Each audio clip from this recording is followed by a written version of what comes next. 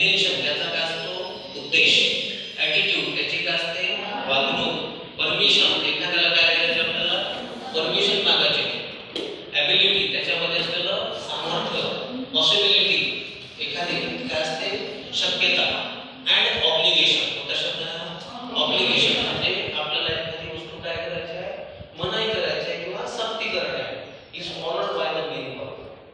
काय असतं ते त्याच्यानंतर कधी लक्षात ठेवायचं मॉडल ऑब्झर्वर व्हर्ब नंतर नेहमी क्रियापदाचं पहिलंच रूप आहे. काय राहणार आहे पहिलंच रूप. कधीही model observer verb it can not be single. Model observer verb कधी सिंगल येत नाही. त्याच्यासोबत काय असं एक क्रियापदाचं पहिलं रूपच आहे. Should be given in first form of the verb in model observer verb. समजलं काय मॉडल ऑब्झर्वर वर्ब नंतर काय राहणार आहे क्रियापदाचं पहिलंच रूप आहे. ओके आता एक्झाम्पल घेतलेला I can climb. I can climb.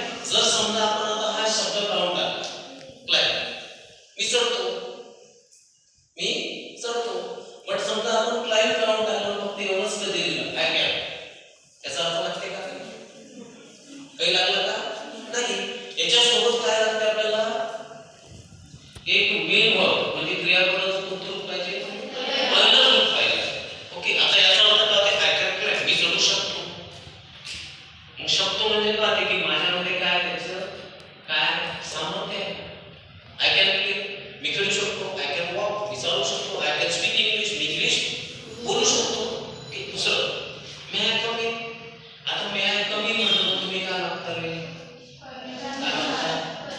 Permission मागता की नाही मागत आपण मागतो ना मे आय कम इन. आणि मे कुठे यूज केला जाते जेव्हा आपल्यापेक्षा एखादा व्यक्ती मोठा असतो वयाने काय असतो मोठा असतो तेव्हाच मे हे मॉडल ऑब्झर्वर आपल्या जाते. तुम्ही वर्गात काय म्हणता मे आय कम इन सर मी आत येऊ का परमिशन मागितली की नाही मागितली आलं का लक्षात. जर असं म्हणलं आय कॅन कम,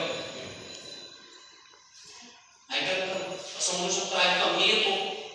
बट इथं काय मागितलेलं आहे मे आय कम इन. आणि हे जेव्हा वापरलं जाते हे नेहमी इंट्रोगेटिव्ह सेंटेन्स मध्येच असते. तुम्ही केव्हाही मागत असताना का प्रश्न म्हणता ना कदाचित वर्गात काय करतो आपण परमिशन मागत असताना मी आत येऊ का सर मराठीत म्हणतात किंवा इंग्लिशमध्ये काय म्हणतो आपण may I come in sir. May I come in नाही आणि कोणी कोणी direct may I come in sir. कमी म्हणजे मी काय कमी नाव मी काय कमी नाव नाही ना मे आय कम इन सर असं वाटलं आपण शब्द मे आय कम इन सर मी कमी आहो मी कमी नाव चेकचा अर्थ अलग अलग लक्षात कधीही मे आय कम इन सरच होणार आहे. कळलं. ओके आता आपल्याला काय करायचं आहे क्लासिफिकेशन ऑफ क्रियापदाचे वर्गीकरण